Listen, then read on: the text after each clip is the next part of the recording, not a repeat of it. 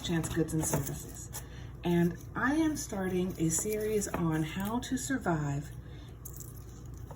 on $10 a week, food-wise. This is for people who really want to work hard, because it is very hard work, but they also want to be able to eat well and eat correctly. And so with $10 a week, you can still do this stuff, but it takes time and it takes effort and it takes a lot of work. This is a series for people who are, say, fresh out of university and they're not earning much money, but they want to save money and they want to still be able to eat good food. And the first thing you have to do is stop throwing away your containers. This old egg carton, don't throw it away. Strawberries, these are wonderful containers and you want to keep them because you're going to be able to grow a bunch of your own food in them. And it doesn't matter if you live in an apartment that's super small, you have a table, you have a light, you can grow food for free. And that's what I'm going to teach you how to do. So do not throw away your containers. I don't care what container it is. These Stoops, I'm not being sponsored by them. Please ignore the cat. She's a little angry with me right now. This is 12 containers of soup, and it is less than $2. And you get to keep the container, which is what you need. Now, once you've purchased your soup, you're going to go to the fresh food market and you're going to look for spring onions. All of these, all 6 of these, cost 50 cents. You want to look for the ones that have the really good roots. Okay? The better the roots, the better. The better you'll be able to do this. Onions will last winter. These are what's known as a cut and come again crop. You need 1 set, and they will last you well over a year, usually 5 or 10. You'll not need to buy spring onions or chives if you're willing to substitute ever again. The next step is you need to cut your spring onions, but you do not want to cut this part. You want to cut it right about here. You want some of the green to come. You want some of the green, and you get all of these onions. And with these onions, it's very simple. Get yourself a small jar or a small glass, put some water in it, put them in the jar, put them in the glass, put some water in it, and put them under a light. That's what it looks like. Put them under any light anywhere. Let them stay under a light. You can see. Let them stay under the light for about 2 or 3 days.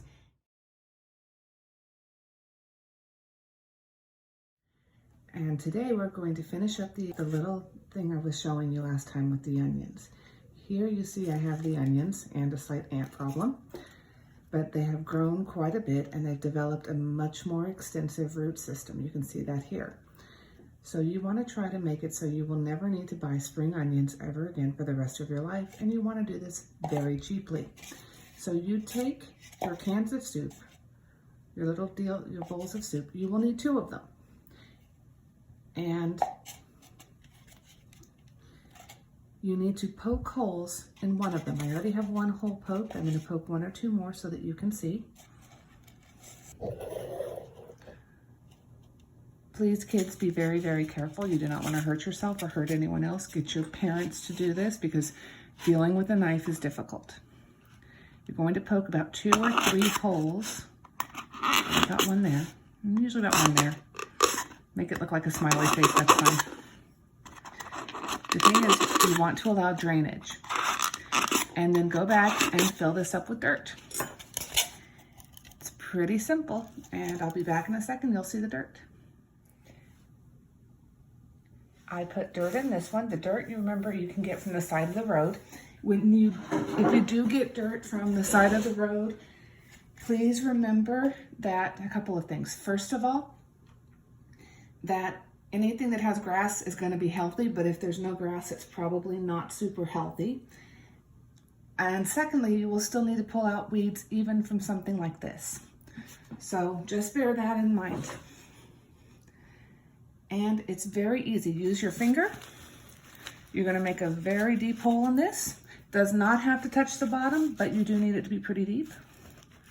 In fact, I'm actually going to use the other cup for 1 second. This is the onion, and I'm going to pour some of this into the other cup. So it's about halfway through, you can see. You're going to put the onion in there,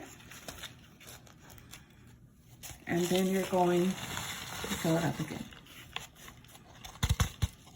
Just fill the other dirt into it. See? There you have your onion. And you have your 2 cups. Now it's very simple. You take the cup that has the dirt and put it inside the cup that does not, so it looks like that. And then you add water to this part, and I'll be right back so you can see that. You want to keep it moist, so I have water here. You don't want to fill it all the way up, and the water's going to seep through to the bottom, that's fine. But this second cup at the bottom is what will catch the water. See? You can already see it draining. That's fine, that's good. You need to keep the water separate from the dirt, but still keep the dirt moist. So fill that up, but then let it drain out. And you'll need to water this. In East Texas where I am, I have to water twice a week. If I'm growing indoors, sometimes it's just once a week. But one of the good things about indoor container gardening, which this is what this is the start of it, is you can measure, you can schedule your watering time. So water about twice a week. That would probably be the best advice I can give. Additionally, count how many onions you have, and you will need twice as many containers. So I have 5 onions left here. 1, 2, 3, 4, 5. Don't count the ants. Yeah, I know I have a massive ant problem. So that means I will need 10 containers. Thank you very much, and you have a great day. And don't forget to hit the like and subscribe buttons.